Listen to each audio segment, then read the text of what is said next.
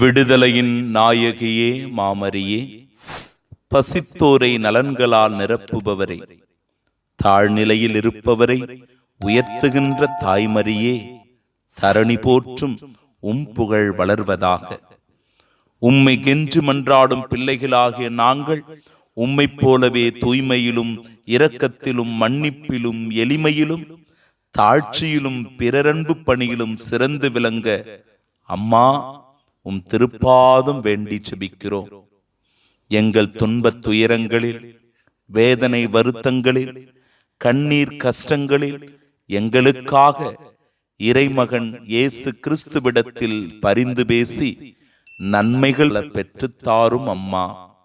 ஆமென்.